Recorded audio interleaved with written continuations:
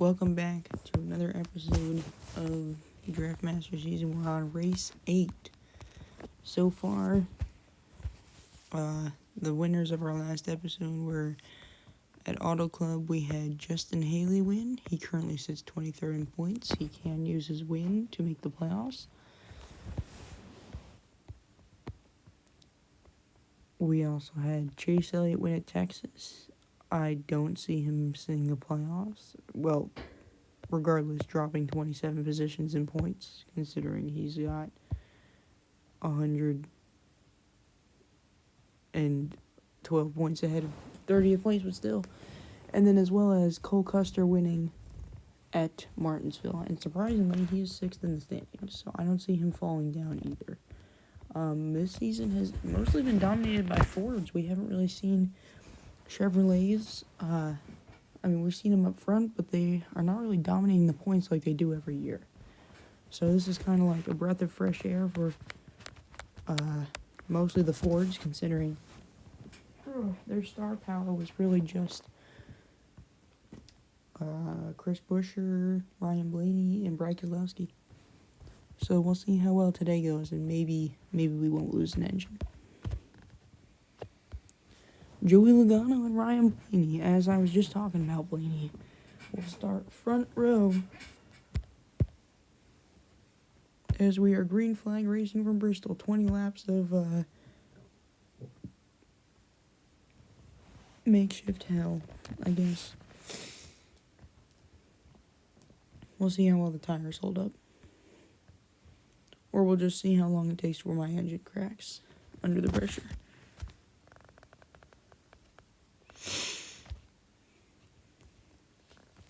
Right now, though, Logano has fallen back a couple spots, and it's Blaney and Keselowski who lead the way. They have about a 0.7 of a second lead over the rest of the field.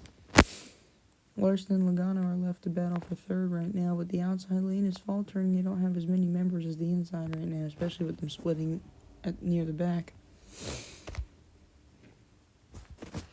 And we got some guys jumping up. 21 of Josh Berry jumped up. The 60 of Ryan Preece went with him. Here comes Keselowski and Blaney dropping back. The 60 goes by on the outside. Ryan Preece to the lead, passing his teammate with the help of Josh Berry. And they are leaving the field in the dust. 0.7 of a second, 0.8 of a second. Yeah. They aren't even going to get to 0.9 of a second, though. They're going to lose their momentum. But it was worth a shot. The David Pearson throwback for Josh Berry. Right now here at Bristol, and then the Kroger car, the number 60. 12 laps to go right now. Does Josh Berry try and make a move? Under 0.6 of a second back now. Berry goes to the inside. Contact! Berry goes back up. Here comes the field. Here comes Blaney and Logano. They jump low. 60 goes with. Takes Blaney out with him. Oh, get back down low. He made it. 3 Fords lead that inside lane. 4 out of the first 5 cars on the inside lane are Fords, and now they jump up to the middle lane. 4 straight Fords to help. The 60 goes up with teammate and team owner Brad Keselowski to push here at Bristol. 8 laps to go. Could this be the moment Ryan Preece's team has been waiting for all season? Can they pull out the win? RFK working together on the outside, but will the 12, 45, and 22 have enough power on the middle lane? I mean, Blaney's looking like he can generate something. He just needs the pushing behind him. But Hamlin and SVG, as well as the 60 of Allmendinger, they were pushing. Allmendinger's he's in the middle lane now. He's on the outside lane still, but 4 laps to go. Keselowski not making a move. RFK, 1, 2, 3. Where does the 60 go? He leaves the 6 out to dry. The 17 in the middle. Do they work together? Does the outside lane get to him? Ryan Preece is very loyal to his teammates, that's for sure. And it's working. Can Kozlowski generate something on the inside lane? Well, now he can. RFK leading the inside. The 60's going to have to abandon his teammates here. No, he can't. He sticks with him. Out of turn 4, here comes Allmendinger. Not enough. Ryan Preece is going to win at Bristol. It took him 8 races, but after a couple heartbreaking finishes, the 60 car finds himself in victory lane with Chris Buescher and Brad Keselowski to finish 2nd and 4th, so it's a good day for RFK as a whole. After running up front pretty much all day, they get to cash in on the reward, which is at least one car is guaranteed a playoff spot.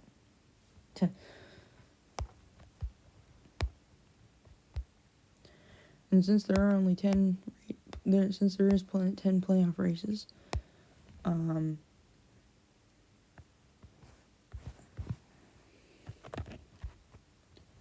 we're on round 9 now. 9, 10, 11, so there are 3 races left to the regular season before we start the playoffs.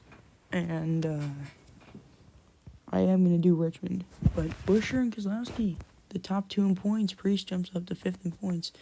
If RFK can capture the top 3 in regular season standings, that would be something. And how far they've come, too. Nemechek is not going to make the playoffs, I don't think. The fact that Cody Ware is beating him out by 28 points. No, 18 points. Still, nothing that can't be made up in one race. But Haley can cash his spot in. Will Brown's not fighting for it, so it's between Logano and Ty Dillon. Oh, and Logano, he's got the edge so far.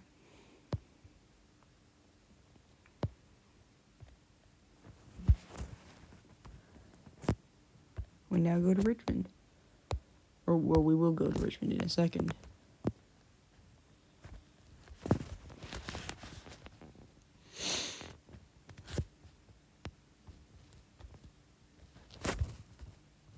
I'm going to use the primary paint scheme for this race.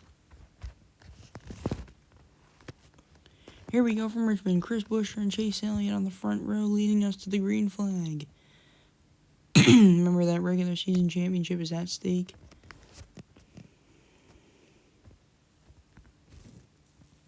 And now it's Buescher and Keselowski leading the way,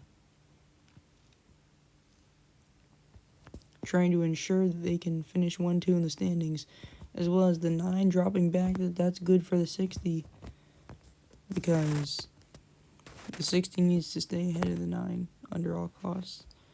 So, Buescher, Keselowski, Ty Dillon. If Ty Dillon could win the race, that could really shake things up. But he falls to 4th now, with the 12 taking 3rd, the 12 gaining. Here comes the outside lane. If Justin Haley can win a second race, he's in no matter what. Blaney, the discount tire Ford, pushing the Fastenal Ford of Chris Buescher now. Keselowski falling back. And at this point, it's no point for... Oh, you gotta be kidding me.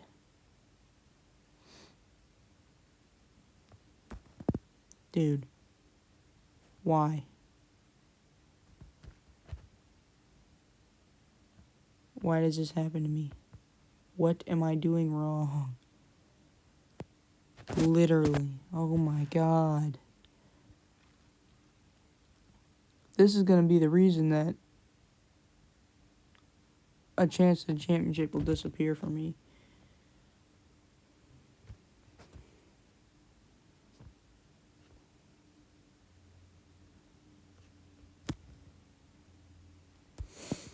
I mean, thanks, I guess, Stenhouse. There's no point pushing me because we're not going anywhere.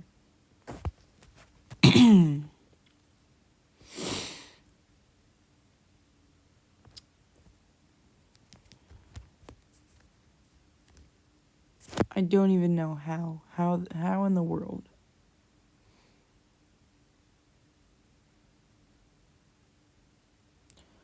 Either way, 5 to go for Keselowski now as Blaney falls back a little bit. SVG now to the lead. If he can win the race, that could really shake up the playoff standings indefinitely. 4 to go. The three at the back are already a lap down now. Oh, Zilich is 2 laps down. And Hocevar's on his way to get lapped a second time, but still. SVG continuing the lead. He's got about a 5.5, well, just under a 4. Okay, well, Blaney and Busch are catching. That's all I'm going to say. Blaney's going to have a huge run coming to the white flag. Can he win the race? SVG's not winning. That's all I'm going to say. And Buescher goes right by. SVG loses multiple spots. But now Reddick's going to try and take it. He's going to push Chris Buescher to the checkered flag. Chris Buescher is going to win at Richmond. Man, what a day for Ty Dillon when he needed a good finish. And where did Logano finish now that my engine blew up right in front of his face? 24th, 8 seconds back.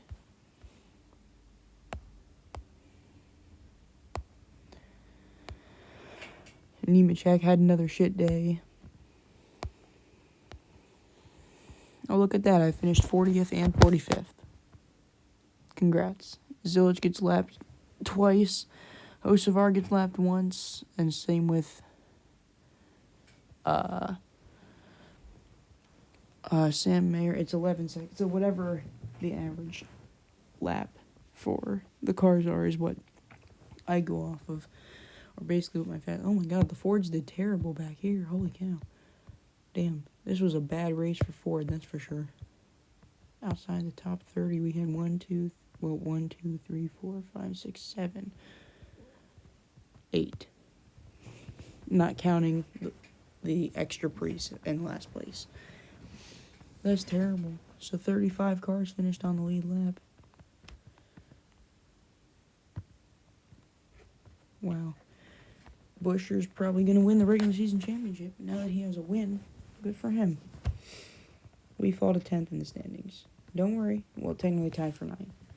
And now let's have a look at that playoff order.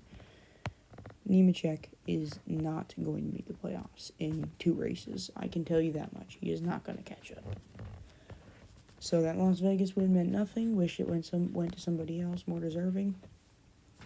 Haley, exchange Haley for Will Brown, and then you got the playoff bracket. Chastain by 1 point over Kyle Larson. I'll see you guys in the next episode.